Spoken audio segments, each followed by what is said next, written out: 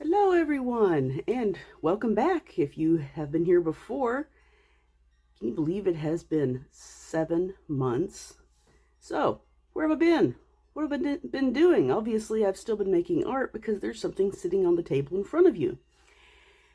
Well, basically, I got tired of spending 24 hours to upload 1 hour of video. So, I quit. It happens. Fast forward 7 months and new options opened up. We are now streaming on fiber optic networks. I believe that we had 700 kbs before. Well, now we're working on mbs. I don't really know what those numbers mean. All I know is that we went from tricycles to warp drive. So here we go. What am I doing? What have I been doing? Well, over the last week or two, I've been working on this particular drawing. It's been a little bit longer because I kept running out of pens, which is another story. But here we have this beautiful little koi under lily pads with some little tadpoles. Someone saw my tail picture and suggested a koi. And I thought about it and I thought, okay, koi, yeah, cool. I need more koi for my living room. But koi don't live in the ocean, so we got this little journey. Not really quite ready to make the big picture of this because there are several elements of this I haven't actually done before. The fish, no big deal. Seaweed here, no big deal. Overlapping lily pads, not really a big deal. This, pondweed. I don't know what I was thinking, but I thought it would be cool to add 3 strands of pondweed. And as you can see, it is a long string here with these little frilly mop bits coming up the side, and it is quite complicated because you have the 3D feature of behind, the stem through the center, and these bits in the front. So this is a little complicated for me. So we're going to do some practice first. I'm going to set this big guy off to the side on the other table. And I've got my good old Art and Fly premium watercolor cotton pad. Cold press. It's not my favorite paper, mostly because it's only glued on 2 sides. I can take my hand and stick my fingernails underneath each side of this. You can see that a little bit right there. And this tends to cause some interesting buckling issues.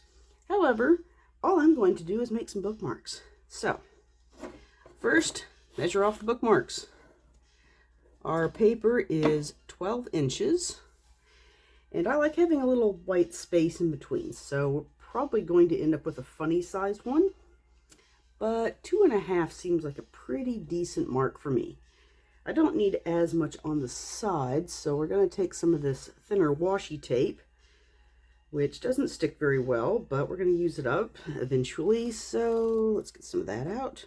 Because it doesn't stick very well, I get enough that I can kind of tuck it under the edges. And that seems to help some. 2.5 looks pretty good to me. Let's do a 2.5. Get it there. And do a little backwards measuring because my table's a little cluttered. And it's 1, 2, and half. I'm going to go ahead and just as fast as I can, since I'm a bit of a dinosaur and don't know how to edit anything, I'm going to quickly tape this off so that we can start designing our new bookmarks.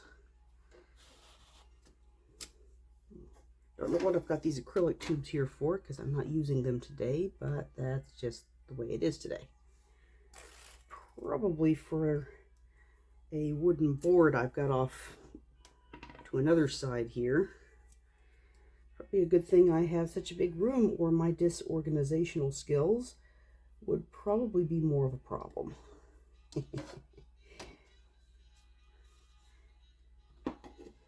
But that's one of the wonderful things about being an artist. I'm allowed to be eccentric and messy. Aren't I glad of that? Since that tends to be the way I do things anyway, eccentric and messy. And I'm afraid that our Sweet Bunny won't be joining us today. She had some medical issues I couldn't overcome, and eventually we had to give her a Viking's funeral. She had a good life. She'll be missed. And eventually we'll find something else that's fuzzy and sweet to take over her spot. Mr. Spooky, our kitty cat, has also moved on after a long and happy life. Nothing terrible happened to him, just old age. Another fuzzy friend who will be missed. But as I said, this makes room in our lives for new friends. So eventually we'll probably have something smaller and fuzzier chewing on our feet and driving us absolutely up the wall while we try to paint. I see that other people in their videos tend to like your pets coming to say hi, as long as they're not the whole video. So hopefully you guys won't mind that either when they do show up, because we're animal people here, and eventually they will show up, whatever they happen to be.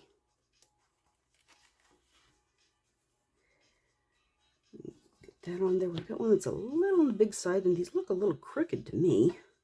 Let's check that real quick. 1.5 inches, 1.5 inches. Well, 2.5 inches, actually, 2.5 inches. Oh, that's right. So 2.5 inches, 2.5 inches, 2.5 inches. Why does this look crooked? As I suspected, we've got well over 3 here. We've got 3.25 inches. That's pretty close to 3.25 inches. I'll just leave that one big one. Oh, and of course I didn't put anything on the sides. That'll make a difference. I could use this big tape. I should have used some over here, but I'm just going to leave it. I'm just going to leave it because I've already spent an extra amount of time doing this as it is. In fact, you know what? I think I'll just leave the sides too. Let's put this tape up. I've done as much with this tape as I plan to do right now. So, designs. Pondweed is quite complicated, but honestly, it's the thing I want to work on most. So, let's get our trusty pencils out over here. Let's pick a nice green. This calls itself Fern. That should be good enough. Should be a kind of a darker blue-green, I think. It's been a little while since I've used this particular pencil. And we're going to start off, and the nice thing about this is a watercolor pencil. It's just an Arteza pencil. Nothing fancy, nothing terribly expensive. But watercolor or water-soluble pencils are my go-to for this. No erasing. I don't like erasing. It just takes up more time. And I'm going to have my hand on this a bit. So let's get a clean paper towel so that I don't get arm oil all over my paint. I haven't used any lotions or anything like that today, but there's always that chance that oils from your skin, which seem innocuous enough, and you want oils on your skin, but you don't want them on your paper. When you get them on your paper, it's just like anything else with oil on it. And you're working with water. Water off a duck's back, your watercolor right off your paper. So, simple thing here. We're going to just draw 3 lines. Let's make them curve around themselves a little bit, and we can decide who's on top of who later, because this is really just to test out the duckweed or pondweed or whatever weed that's called. Since I didn't bother to look it up, I just created it. Now each of these have intervals, and basically I'm just going to draw a little bowl shape, just an open-ended bowl to give me an idea. Excuse me, allergies in Arkansas. To give me a little bit of an idea of where these bowls are and who's going where.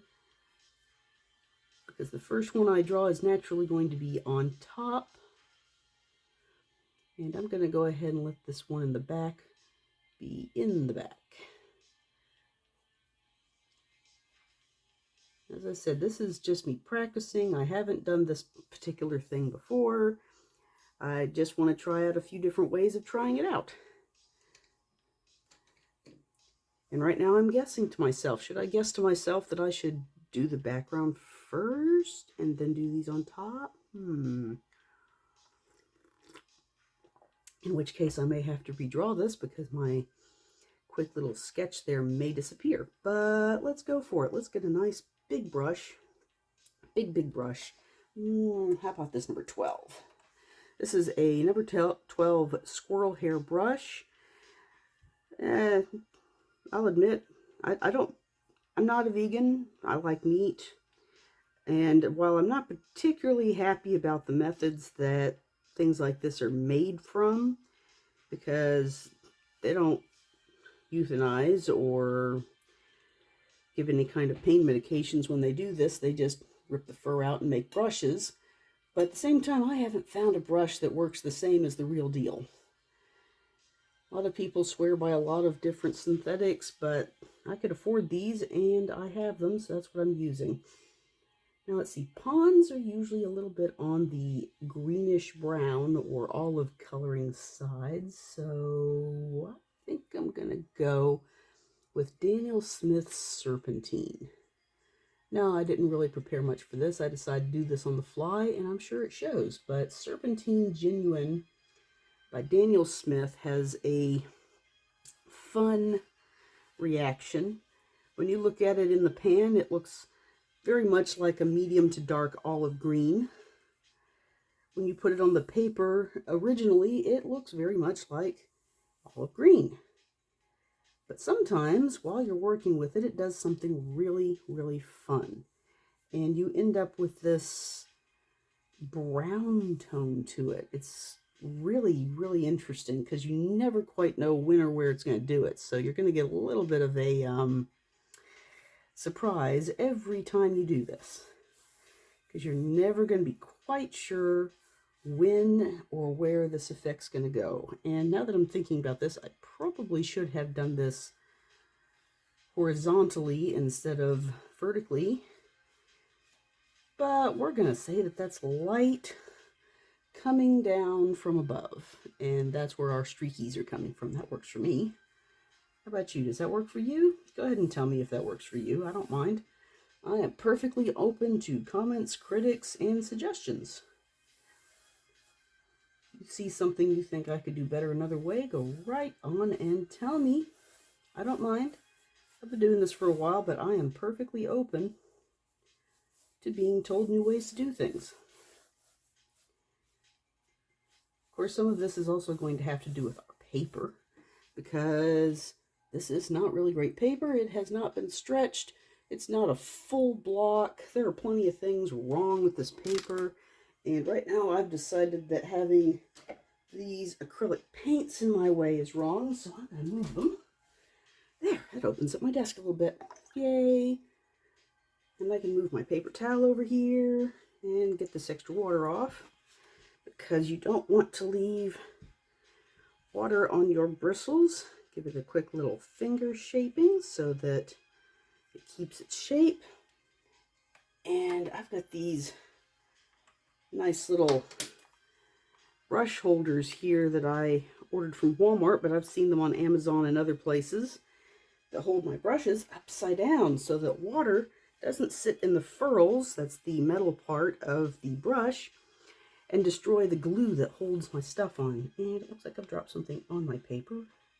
Some piece of packaging or trash. Either way, in the trash it goes, because I don't need it here. And now that I've done this lovely background, we're going to have to give it another chance to dry. Now, what would I like to do while I wait for that to dry? After all, I've got 4 more bookmarks I could make here. I was seeing something really pretty the other day with kind of a purple, brown, and yellow mushroom thing going on. Maybe I could do something with that. Let's pick a nice little brown out. This is a Derwent watercolor pencil in Copper Beach. I guess that's Copper Beach, number 61. These are wonderful. I absolutely love these. Whenever I get rid of the less expensive Artezas, these are usually open stock. So I can buy one of these at a time, which is nice because they're a little more pricey. But anyway, on with mushrooms. Let's do some mushrooms, because mushrooms are very nice. We've got that bowl shape again. We're going to do a few bowl shapes. Oops, that one's not quite as bold shaped. Let's fix that a little bit. Hopefully this is showing up for you. Let's get a little of an older one here, which is kind of a sideways pancake shape. Do a few smaller ones. Smaller ones are usually a little more rounded because they're not quite as open. Let's get some of those bottom shapes onto this, because when mushrooms get done, they really do have a bottom shape. Maybe a couple of little ones here. And let's do some stems, because they weren't terribly fancy stems. Nice straight stems on what I saw. Let's put another mushroom right there. Let's draw a couple that go off the sides so that it looks like we're looking at a full grouping of mushrooms. Just kind of filling them in. Filling in that space with mushrooms. Go ahead and make psychedelic jokes. I don't mind. I am not thin-skinned, and I'll probably laugh along with you, even though I've never actually done any psychedelic mushrooms. I've probably known people who have, but I've never actually done them myself. No, I'm not interested. I like culinary mushrooms.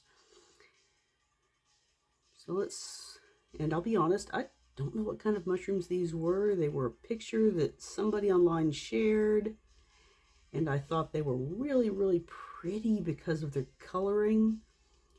Kind of a nude purple brown thing that was going on. And I thought, ooh, I don't know what those are, but I like them. They're pretty.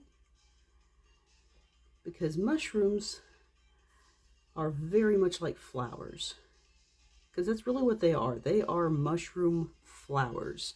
People think about mushrooms, and I've heard people who say, oh, don't pick the mushrooms, don't pick the mushrooms. You're going to kill the mushrooms.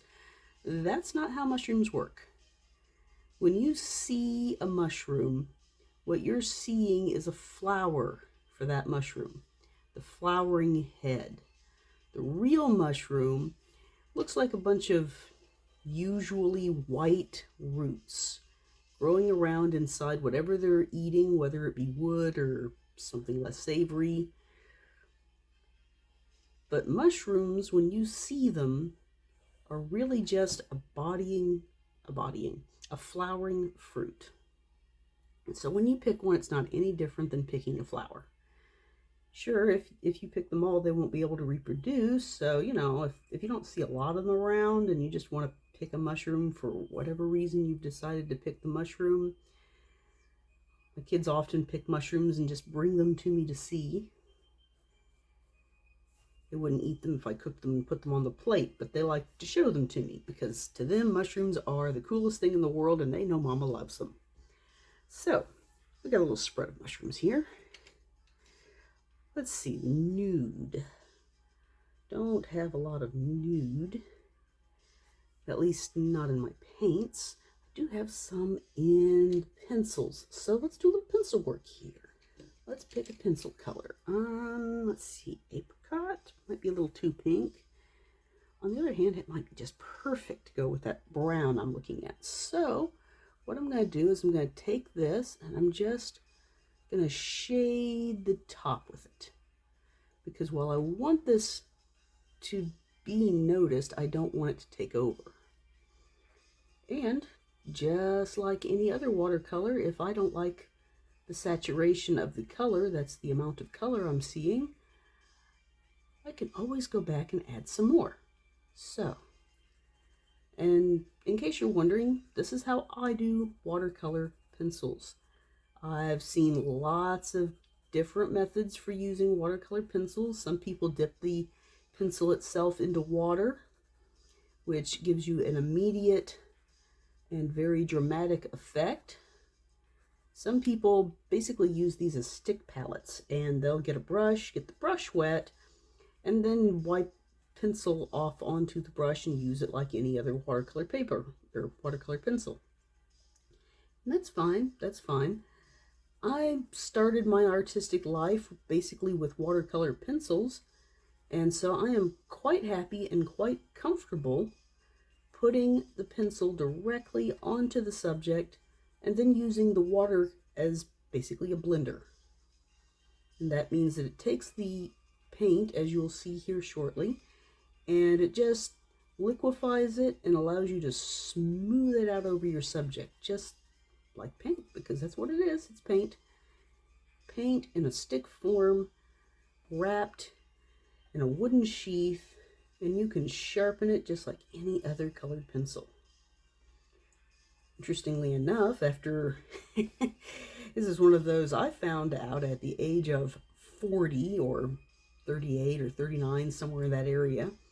One of those I found out today moments, because the entire time I've ever done colored pencils, the only blender I ever knew about was either what they call a folio. I think that's how you pronounce it. Maybe it's not. But basically it's a rolled piece of paper or possibly wood used for smudging.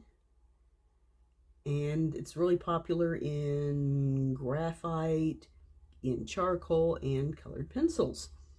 So that, or a blender pencil, which is basically just a wax pencil, a clear wax pencil that basically allows you to smudge your pictures. There we go. That's good enough to try. Let's go with a synthetic brush. And now you're going to say, I thought you didn't like synthetic brushes. Well, here's the deal. Synthetic brushes, and this is why I prefer a real hairbrush for a mop, which is what we did here with the mop, is that they look really, really soft. However, you'll notice as I do this, it just snaps right back up there into the shape it was in. So they're actually stiffer, in my experience so far, than regular hairbrushes. And I say regular because that's what brushes have been made out of for centuries, until the fairly recent invention of nylon. Anyway, this happens to be a number 6 Aqua Elite Princeton brush. And in case you're wondering, no, nobody's sponsoring me. I am not getting any money from any of these products, but I do want to be accurate in case somebody wants to know, hey, what are you using? So there's what I'm using. Just like those Arteza pencils. I'm not getting sponsored by them either, but I happen to have a big set because I invested in a full set because they were affordable. Anyway, as I said before, they're not terrible. So what I'm going to do is a lot of gymnastic work so that I don't block what I'm doing and you can see it, because I'm taking that nude peach color and I want to use the water like a blender, like that wax pencil or that blender roll, whatever that French word was for it that I'm probably messing up. Sorry, anybody who actually speaks French and knows how to say that. I don't speak it that fluently, and I only know a few words. And that's not one of the ones I apparently know very well. But anyway, we're going to just smooth this out. You see how that's doing that? You can see the texture from the pencil here. But when I add it here, it just smooths it out, blends it out, and allows me to stretch it and fade it down towards the edge. That will be an important layer because this is part of layering. Now, what I really like about cotton paper, I have used the paper that's generally available at the regular stores here, and it is generally pulp paper. That is paper that is made out of wood, and it is usually covered in a layer of sizing, which is not a bad thing. Your cottons have sizing too, but the pulp paper repels your paint. And what do I mean by that? Well, when you get cotton paper, it behaves a bit like a paper towel.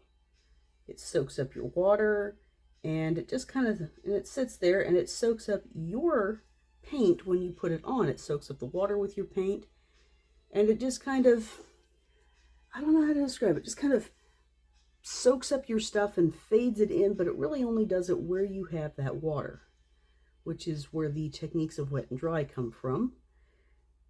I think I've talked about that before. I might even talk about it a little bit more today. It's something that's pretty common in watercolors. But with the pulp paper, your water doesn't soak in at all. It just kind of sits on top of the paper, and so does your paint. you can blend this. It's a little more difficult. It takes a little more practice. And the results are never quite the same. They really aren't. I probably could pull up one of my Morris the Mouse strips, one of the pages from that, because I tend to do that with the pulp paper. The only real reason I do that is because I go through a lot of it doing that, and as an illustration type where I really am just putting the picture on there and I don't mind the paint just sitting there on top, that works just fine. If I'm doing something like this, however, this is cotton paper, and it blends out very nicely. In fact, yeah, it's pretty close to dry already, and we may even be able to go back to this in a moment. You'll wonder what I'm doing. Using the back of my hand. Your fingers have a lot of oil on them. It's why when you don't go places and touch things, you leave fingerprints. But the back of the hand isn't quite so bad, at least not if you've not been putting lotion on it recently. And I can feel that it's a little cooler compared to this one. And this is my telling of whether or not the paper's dry. It's close, but not quite there. So we'll go ahead and finish these mushroom tops here with just a little water and spread that out.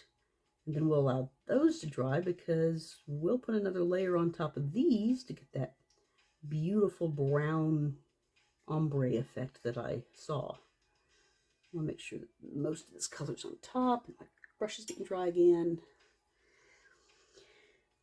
But yeah, there really is a difference in the paper. I'm not going to really say that one is better than the other. There are a lot of people who say it will, but there is a difference in how you use it. If you're used to one and not the other, you're not going to like one or the other. If you've gotten used to one and you try the other, you may hate cotton paper. You may hate the way it soaks up your paint. It may drive you up the wall. Or you may find out that you get a hold of a cotton paper, which locally is not easy to do. I end up ordering all of my paper, either through known channels or not so known channels. Anybody who actually has done a lot of art may be familiar with places like Cheap Joe's, Jerry's Artorama, places like that. No, they're not sponsoring me. But I do happen to buy things from both places, depending on who's got the better sale. I have to admit, I have seen people show me some of their watercolor tubes with the prices still on them, and oh boy, twice what I typically spend on my paint. There we go. It's all about the sales, baby. It's all about the sales. Love them sales. If you time it right, you can get 50% off on a paint tube that you've been wanting. I know I've got a couple that are really, really good, and unfortunately my preference for Daniel Smith isn't one that goes on sale. At least not very often. It may go on sale occasionally, but not very often. So, of course, Daniel Smith, you know, they are a good brand. I like their brand. They're a very smooth brand. I like to refill my own palettes, so I often use their brand to refill my palettes. One, Holbein isn't a thing here. It's just because of shipping and tariffs and stuff like that, it is just really not feasible for me to try to buy and ship that in. Just isn't. Daniel Smith, on the other hand, is made in this country and is a very pleasurable paint to work with. It re-wets beautifully if I have used it in a palette. Sometimes I really feel that here in America we are disadvantaged in our art things, because I hear about people with their corner art stores and all these beautiful things, and what do we have? Chain stores. There are places over there that you can find local handmade paints. And oh, do they look lovely. On the other hand, 20 British pounds plus whatever it costs to ship it from overseas is, well, unless you're a super professional who's really making the big bucks, that's not for me anyway. Anyway, we have those. We'll let those dry. This is dry enough. Now, once again, I'm going to get that water off my brush so that it'll dry. Just shape up the bristles a little bit. Kind of encourages them to keep their shape. Put that up there. All right, now for the part that will drive me up the wall. I'm going to start with those basket shapes. You may not see them because I can just barely see them. But I'm going to pick this one. I'm going to go ahead and stay with the synthetic because I want to keep everything nice and crisp. The softer brushes tend to feather out a bit more, so they give you a little less control. But this is another one of those Princeton brushes. I really do happen to like these.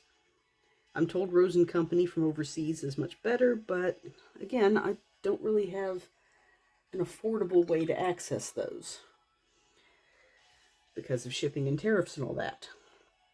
So, to do these pondweed, we need it to be a little darker than our background because we just did that lovely pond green background. And I want them to be a little darker, a little bit more contrast, but still able to layer on top. It's a little bit of a compromise. I could go with olive.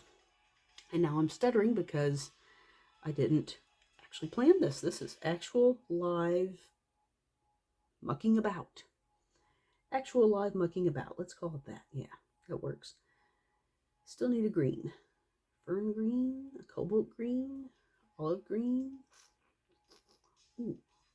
What about adventurine?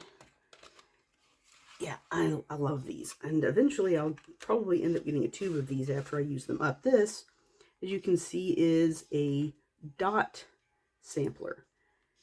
That's not what they're calling this. They're calling them watercolor dots, but it's basically a sampler.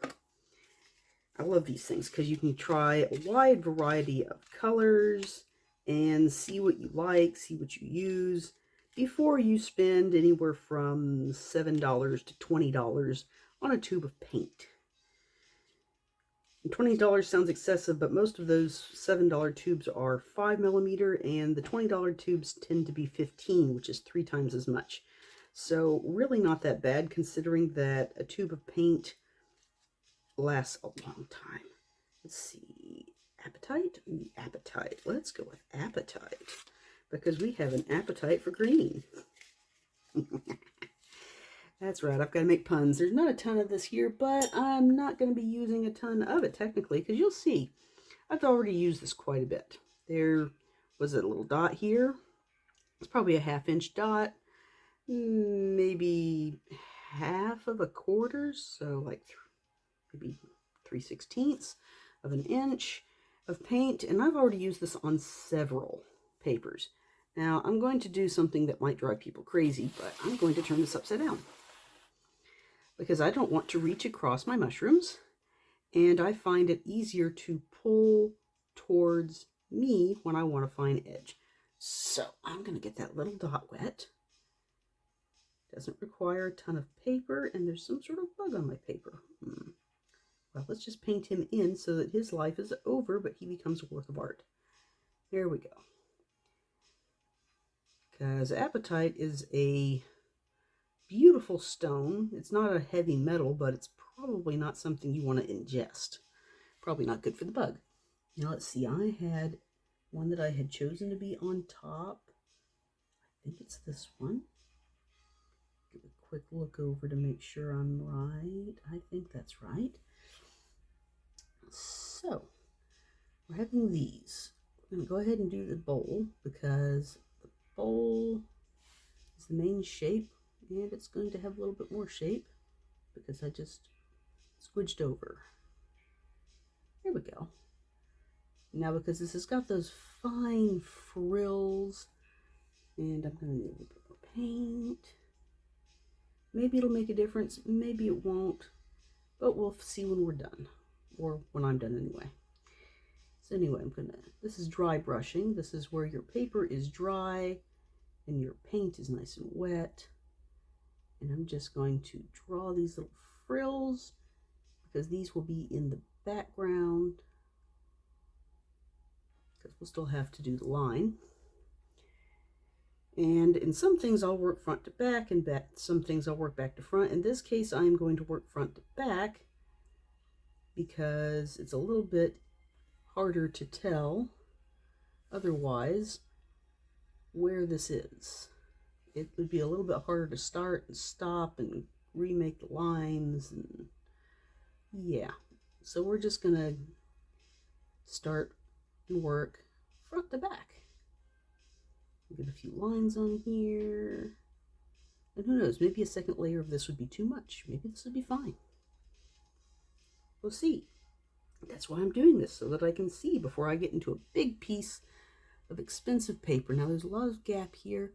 I want to have just a few fronds suggesting that there's another piece down here, just at the edge of the paper. And you can see this is a little blunter because I'm doing it the opposite of the way I said I wanted to do this. Also because the edge of this particular paper isn't as smooth as the rest of the paper associated with it, which doesn't soak up the paint quite as well. But hey, for practice pieces like this sort of thing's perfect. It's not terribly expensive. So if you feel like you just did a horrible job, no big deal. You haven't spent a ton of money on it. Not like you would if you'd gone and gotten one of the really big papers, and you know, the ones that you've spent quite a bit more per square inch, and that's probably going to become part of the line because I just sent it too far down. It's okay. Practice pieces. Practice pieces. Here we go. The more I look at that, the more I think I may not need a second layer. I may just go straight to having that line. That would be nice. But we're going to do that. We're going to make all the little bowls and all the little fronds, just putting it down there towards the base and lifting up as we pull it up to get that feathery end effect. I don't need any more water on this. There's plenty of water. But as you can see, that's really not using a ton of paint. Doing this is almost like using ink. This dry effect here, and the particular thing I am doing is very much like using a dip pen with ink. It doesn't take much. A little bit goes a long way. Let's widen that out a little bit. That'll do. That'll do, pig. Yeah, that'll do. Okay, so go ahead and put the line, because I don't think I'm really gonna need another line through here. So let's go ahead and add that line, trying to keep it straight as I can. And have a little bit of a feathery there, but this is a practice piece, so don't mind at all. Doing this part does take a little bit of a steadier hand. There we go, that's not too terrible. Let me see if I can get this a little wetter and mess it up a little bit, but that's okay. Practice, practice, practice, practice, because artists are not perfect. There are no perfect people, which means that no matter how much you sit there and fuss and fiddle with it, it's not going to be perfect. And the sooner we all accept that, the sooner we can just enjoy the process.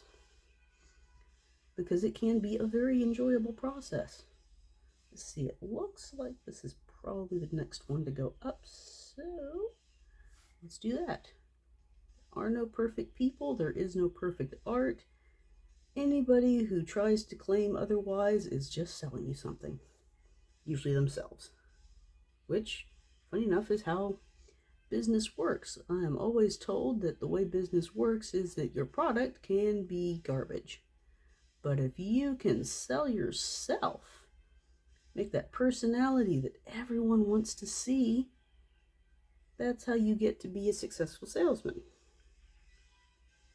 I have no idea. That's just what I've been told. Fortunately, being quirky is one of those things that people choose a lot of. Good old Dungeons and Dragons has become quite popular now, so nerds have become quite popular now. Not quite sure if I fall in that category or not, but I am definitely eccentric, and I don't fall under the realms of normal. Normal.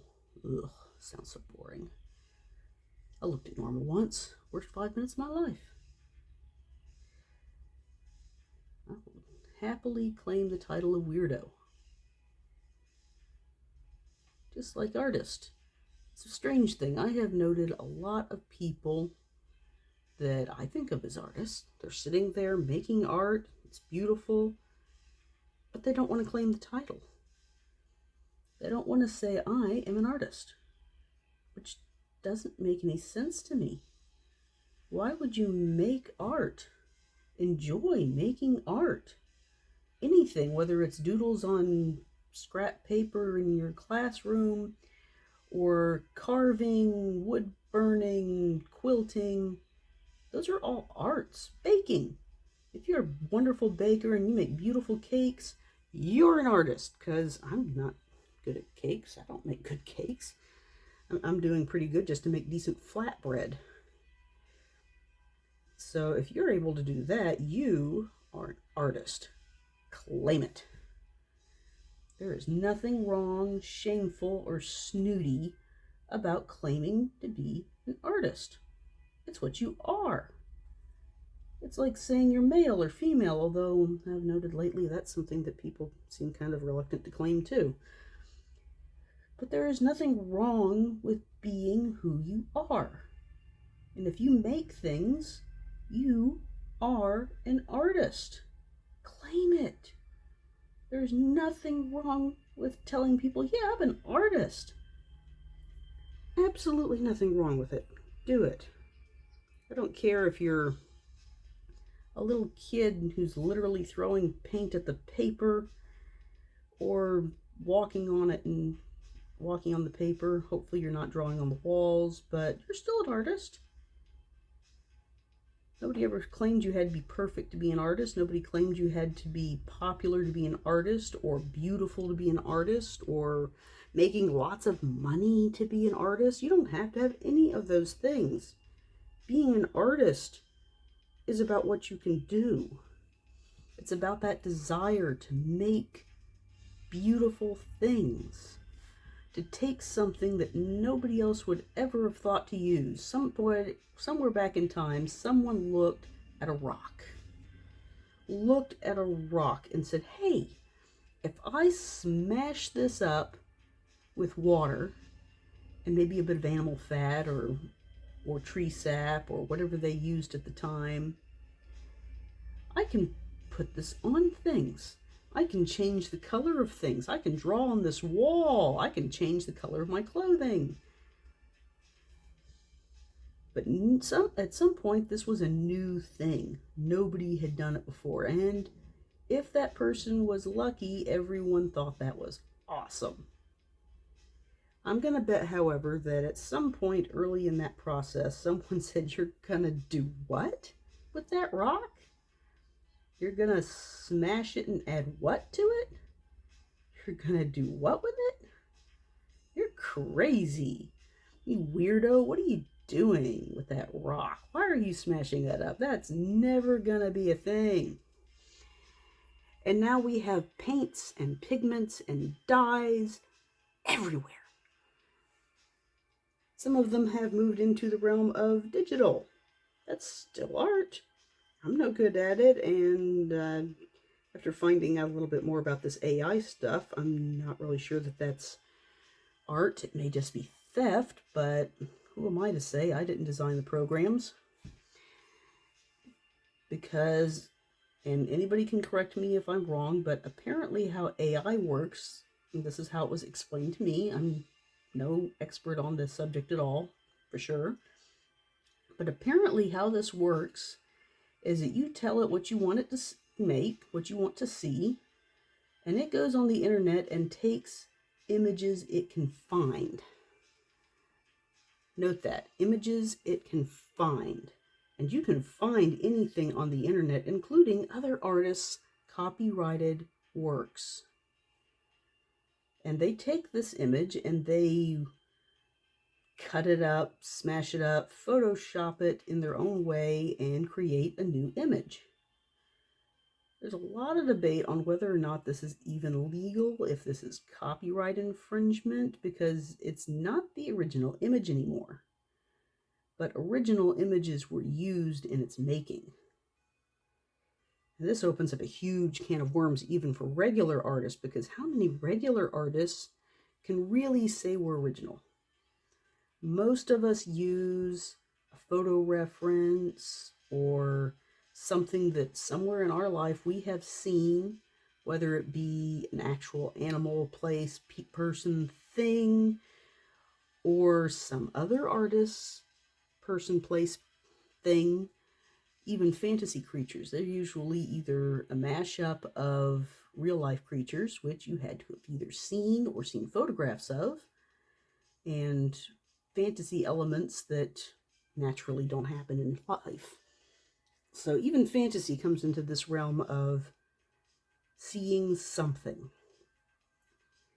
So you have the question, at what point is it legal? At what point is it moral?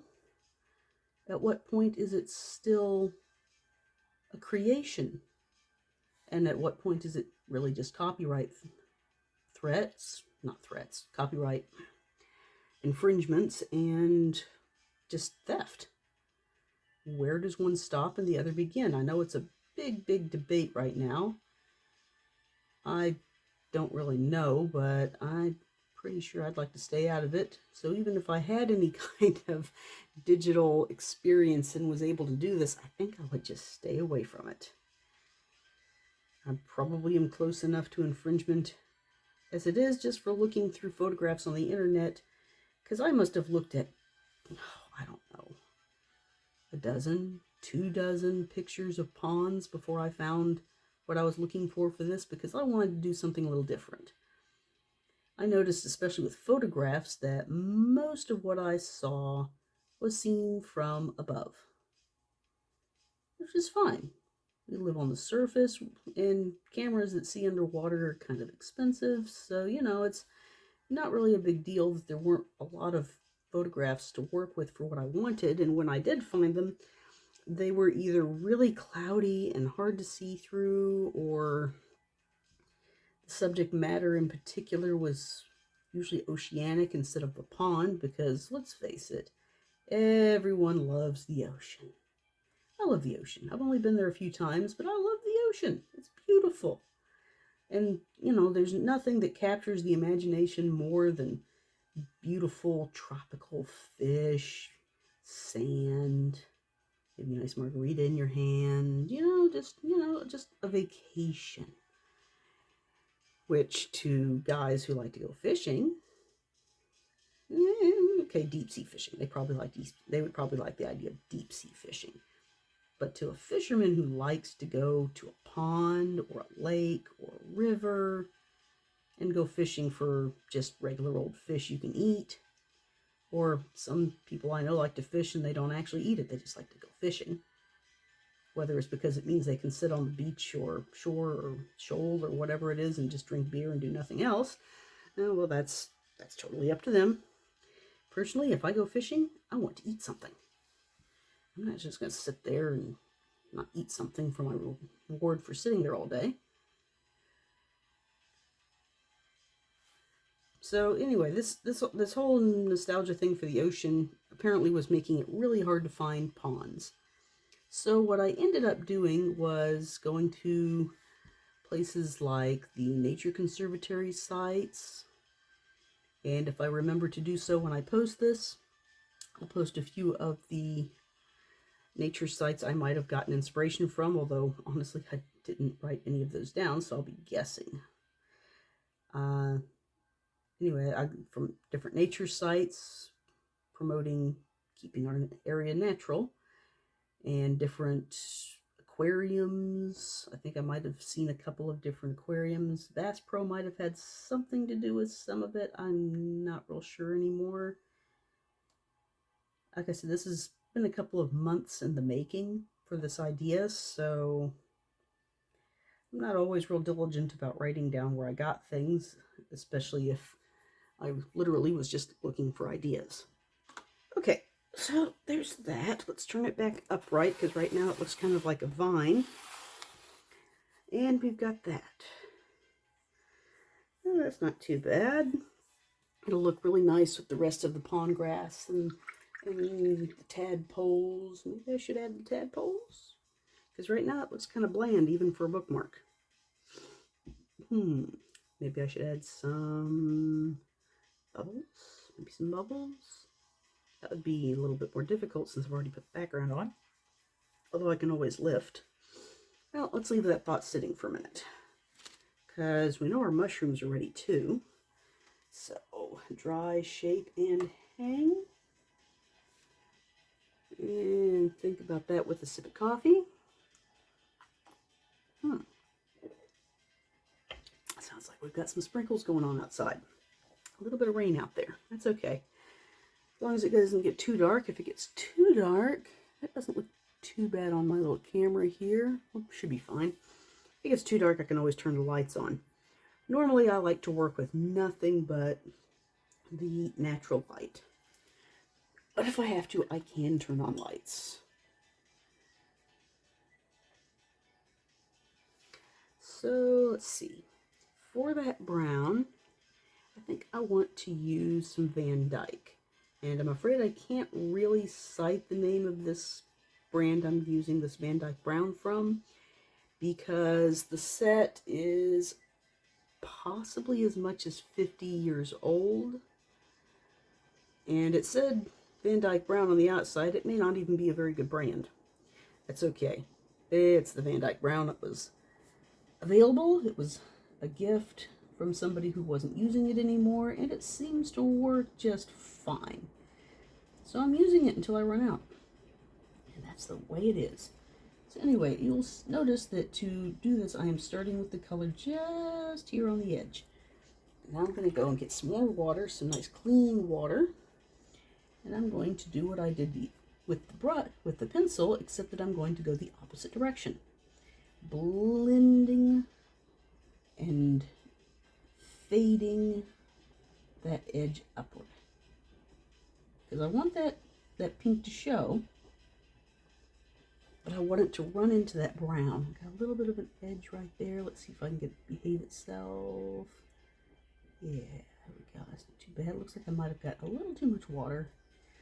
It's fixable. You just dot it and soak up some more. As I said, if I find that I feel like I need more of that pink, I can always go back and get more. That looks lovely. Okay, continuing the process. Let's get some more brown. So this is a thing that I see in a lot of things, and now I'm going to turn this sideways. That is one nice thing about using the smaller papers, because even on my regular sized desk here, I can turn things sideways so that I'm not getting my arm on the paper and you can still see what I'm doing. Yeah. Oh yeah. Yeah. I probably will end up putting one more layer of pink at the top here, because it seems to be kind of disappearing just a little bit more than I want. It is still there though, so we'll reserve judgment until the cap dries. Go into the next one.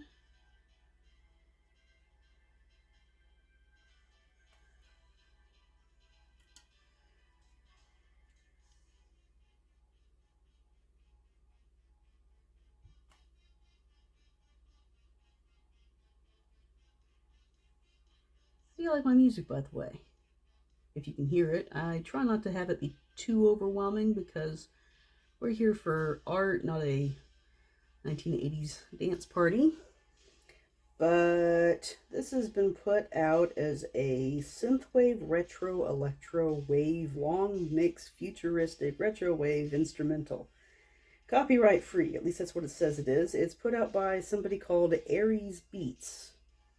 I'll admit, this is my first listen for it, and I usually look for something with no words because words run into each other when you've got them on a video. And I have to say, I'm kind of enjoying this. I might even listen to it when I'm not doing this, because I really like music with some beat to it when I'm working. A lot of times I like to listen to, basically 80s pop music while I'm working here. Although I also like and enjoy things like Owl City and Lindsey Sterling. Something about them always just feels really inspiring because they always make me think of the works of Vincent van Gogh. It may be an odd connection, but for some reason the feeling of brilliant starry skies, and of course they have at least one song in Owl City that talks about different colors of things, and they're not colors I'd normally associate with those things, but just the imagery it brings up. Alligator sky. I mean, just really an alligator sky? What would that look like?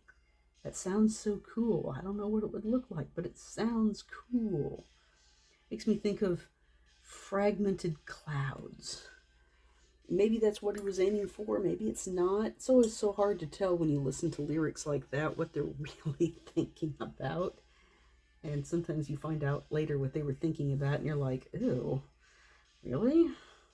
I know at least one song I really liked this year. I found out what it was really about, and I thought, ew, that's gross.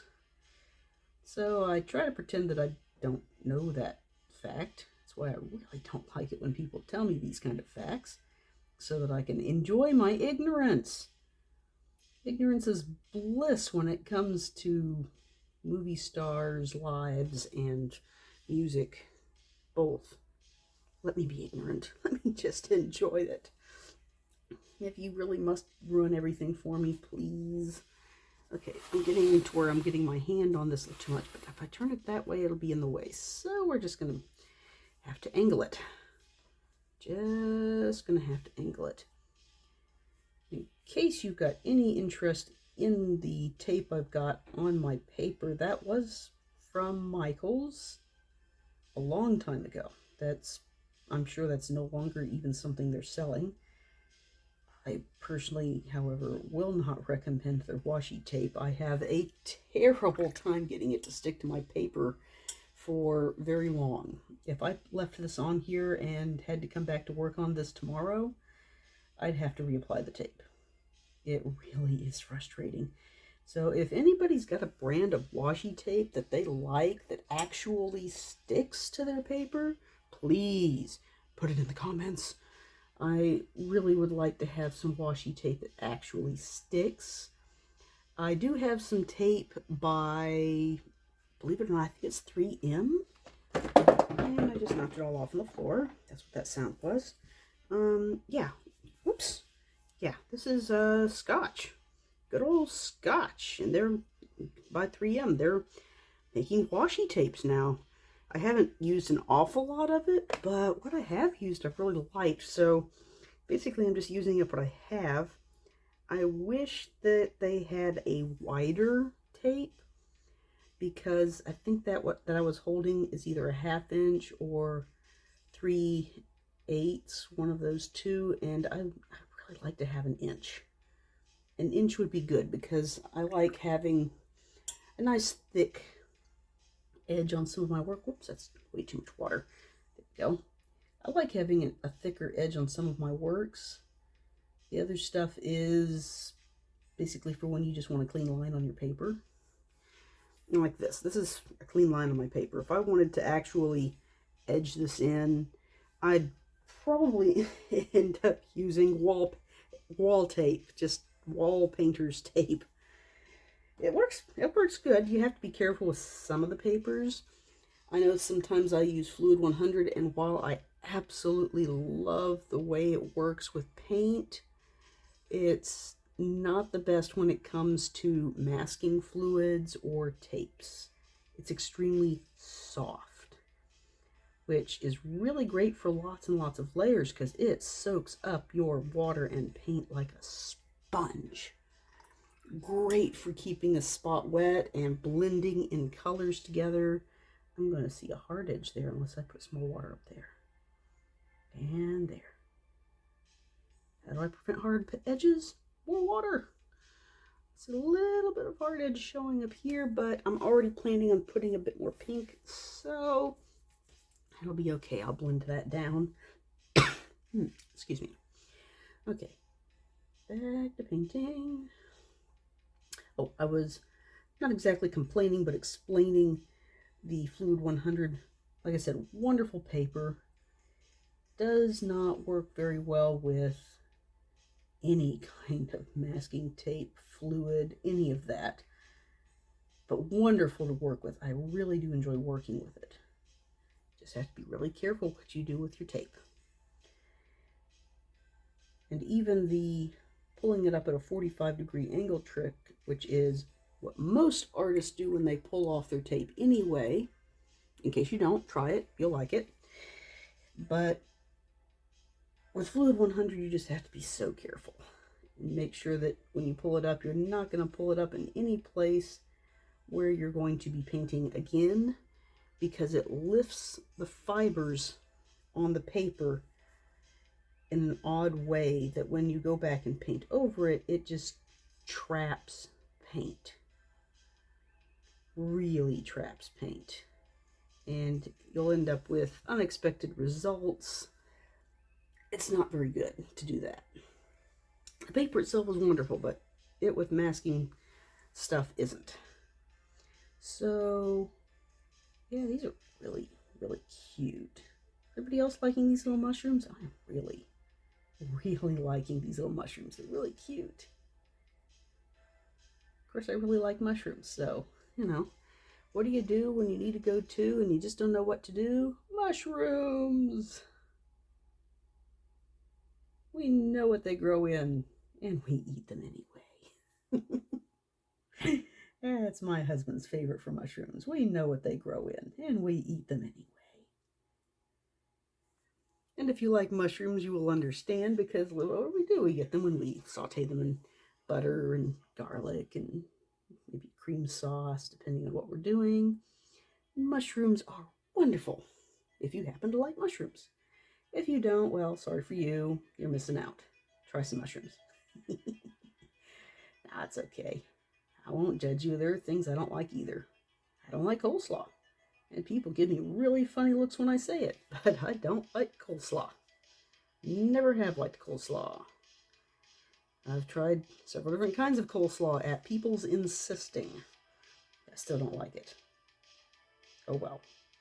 Plenty of other things out there. We can all move on and just enjoy what we like.